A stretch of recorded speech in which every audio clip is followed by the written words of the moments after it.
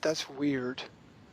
My partner said that somebody came to the door and wanted to change the meters that measure the water. Yeah. But we have no information that someone is coming to do that. Okay. So I'm like, they don't get in, right? I don't care who you are. I don't care who you are or who you say you are. You have to provide me with proof of stuff. And I've got into trouble in the past with this, but for all the right reasons. For all the right reasons, which is that you don't get into the flat unless the owner of the flat, who's not me, I'm just renting it, as the owner of the flat says it's okay, because who knows what the fuck people are up to, right? So I had people walk into my office once, and I almost punched them in the face. But the owner of the building says it's okay. Like, you don't fucking come into my office without my permission. It's my office. There you go. It's a boundary. There's a line. Is this your office? No. Fuck off. Sorry. I just people who walk around and think they own everything just bug me. So, and people are so nice about everything. Nice people are so nice about everything. And other people come and walk over them because they're so nice about everything. And it's good to be nice about everything, but have lines. Have lines. Do things in the right way. Have lines. It's like, you can't just go and do that. Because just because I think for the first 30 years of my life I was like, oh, just be nice to everybody, and now I'm like, once you get over 40, you're just like, no, I don't have to be nice to everybody. I look forward to be like that. Well, you just there's a point in time where people just have there's a right way. This is what I see. It's the ethic and moral difference, right? Where ethics kind of morph into other ethics, but morals are like giant rocks or mountains that you can't do anything with. They're just there, and for the first part of life, it's all, well, I'm trying to discover which kind of ethics are right for my kind of existence, and then you realize what's right for you, and then you're like, okay, I know this works. So, thank you very much, but I know this works. Thank you very much, but I know this works. It's very kind of you. I appreciate that. Now, fuck off. When somebody calls me, it's like, oh, we'd like to blast. You got 5 seconds. Fuck off. Okay. Beep. Yeah, you want something, not me. You want something. Why should I waste my fucking time? Sorry, it's just like this people who think that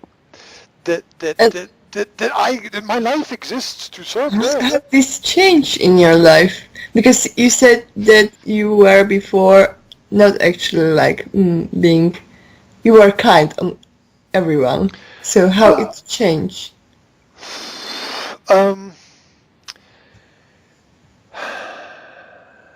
What happened that you decided to be more assertive? You become I have very strong personal beliefs in a lot of things, which makes me, which means a lot of people don't like me because I tell them exactly what I think, and I don't apologize for being me. Whereas in the past, I would maybe say, well, it's not the nice thing to say, it's not the right thing to say, it's not the social thing to say, it's not the cultural thing to say. It's like, well, a lot of the times things need to be said, whether people like it or not. You have to just deal with it. A lot of things are that which is not spoken just eats away at your brain like a virus. Have you ever had that situation where you don't say something and then you think about the fact I didn't say something and I don't know if it's the right thing to say, and it stays in your mind, or something plays around your mind or goes around your mind, you think about it a lot? Well, it's whatever's in your head, you've got to get it out psychologically.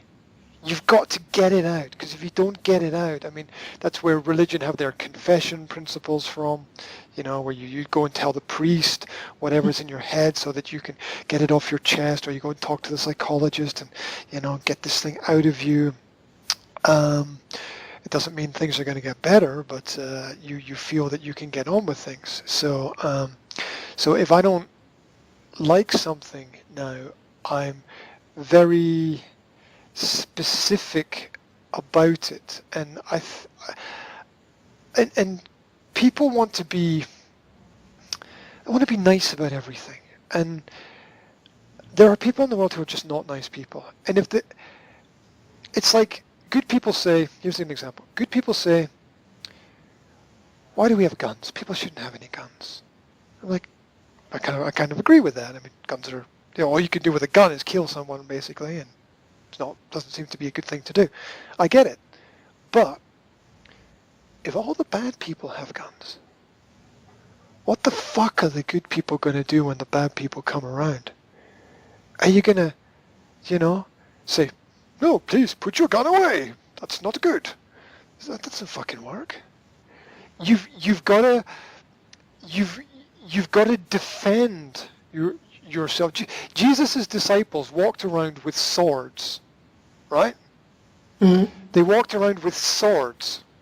There was a reason for that, right? Because there was a high probability that he or his disciples were going to be attacked.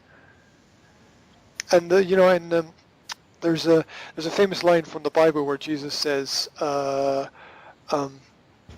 "Put up your sword," which means put away your sword, because the disciples are saying, "We need to be ready to defend you." I think it was in the Garden of Gethsemane when the Roman soldiers come to take him away. The disciples are like, "Right, that's it. We're going to fight." And Jesus is like, "Do you need the sword? But now is not the time." Yeah. So, look, bad people, here's the point. Bad people are going to get guns one way or another. Legally or illegally, bad people are going to get guns. So good people need to have guns, because the bad people are going to have them. What do you calling the police is like calling someone to come and clean your flat, right? I mean, they arrive too late and they clean up the fucking pieces, right? And, scrub the blood off stuff. It's pointless. I have to disagree with your story or statement is that there are no good and bad people. There aren't. Right? I am pacifist. I am... Yeah, pacifists do really bad in situations of conflict, which arise inevitably. Why? Why? Because the history of human civilization is the rise and fall of empires, and empires take over one way or another. So the 20th century has seen it happen as a silent revolution, but the guns of war have been replaced with the agendas of corporations. Yeah, but you can kill people by words, okay. Look, that is... Here's the problem, right? Here's the problem. As I see it, which could be completely wrong. There are times when I want to say, that person's a liar. But the truth is, most people tell the truth most of the time. Most people tell the truth most of the time. So, you can't point at someone and say that person's a liar, because liars either, you can't build anything at all on anything that's not truthful. You can't. It inevitably falls down. You can't build something on something which doesn't exist. It's impossible. You think you can, but you can't. It's absolutely impossible. So you can only build things based on the truth. So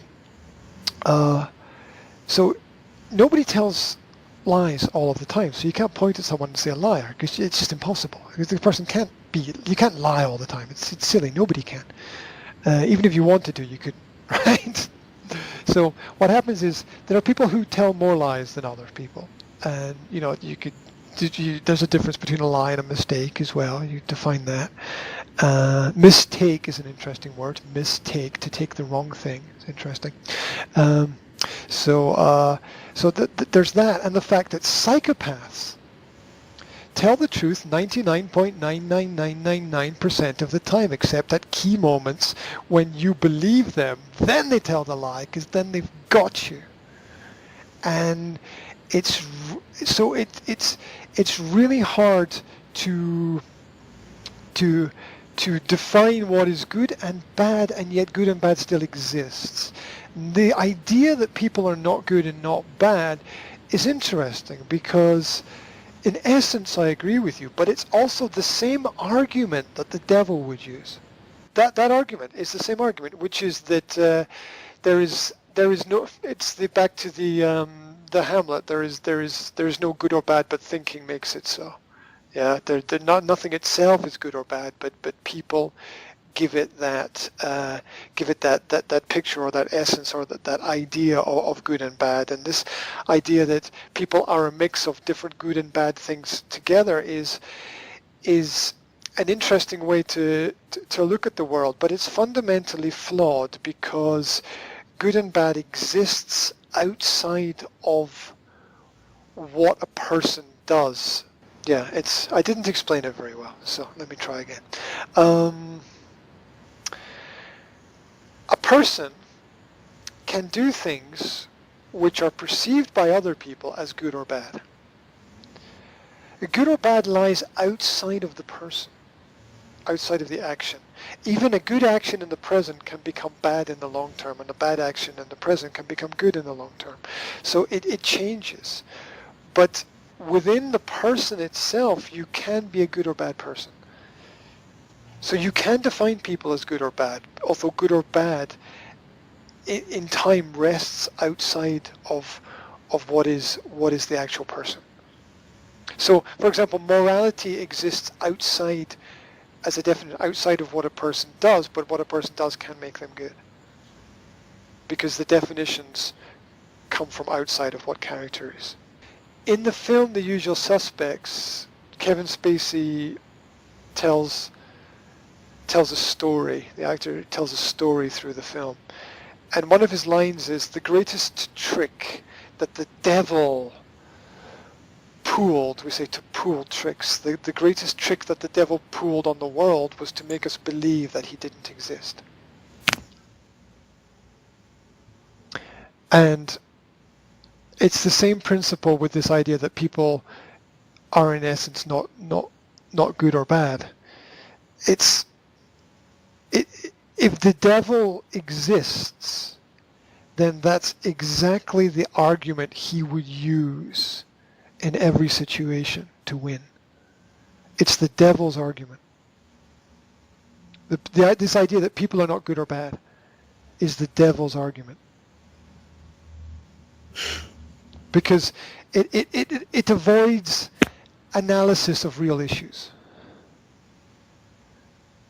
It's what the devil would say if the devil was a real person, and the devil was arguing with. Let's say that you're having a debate with a friend about, I don't know, another friend or something. Yeah, and the person says to you, "Hey, but you know how everybody makes mistakes. It's hard to see from the outside. The picture's not very clear. You know, people are not really good or bad. They do whatever they think is the best thing to do at the time." And see, that's the devil. Because that is a way to paint over with another color what's really happening in every situation. But it wouldn't be all of us devil's children, because all the time, all the people make mistakes. That's the devil's argument. And then the devil would say, and we're all the devil's children. That's what the devil would say. That's the devil's next argument. The devil would say we're all children of the devil. And then the Christian ethic then presents that as, well, we're all sinners, right? Christianity says, okay, we're all sinners, we're all born into sin, and we all have to try to fight to get back into the light and live in the words of the Christian tradition, or to follow Christ. And so the modern society has opened up culture to such an extent that we're almost prepared to accept everything as okay in one way or another. Now, what's a classic example of this? A classic example of this is the LGBTQ community, where there's a lot of promotion of, well, this is diversity. It's actually a minority, and it doesn't really matter, to be very honest. It's not really very important, because there's much more important issues to focus on in society than what people do in their own bedroom. I don't care what people do in their own bedroom, as long as they don't. It's when they take their own bedroom out onto the streets and start parading their own sexual attitudes up and down the street that bothers me. It's like, are you okay? Right? Because just let people be, and there's not such a fundamental problem. But we've sort of opened out. Look at what the 60s did in the United States. So it's peace, love, and good happiness stuff, and smoke this weed, man, and everything's going to be okay. And look at how San Francisco fell apart when all the hippies went there, because they were all too fucking lazy to work, and they all smoked too much weed, and they all just had casual sex with each other, and then they ended up as single parents, most of them not knowing who their parents. Well, everybody knows who the mother is, but nobody knew who their father was, right? So so there's these cultural rules that people are not even prepared to talk about. There was a study done in Wales about 10 years ago where they did DNA tests on children in one school, and they found that 30% of the children, their father was not their father. And then they had to stop the DNA testing.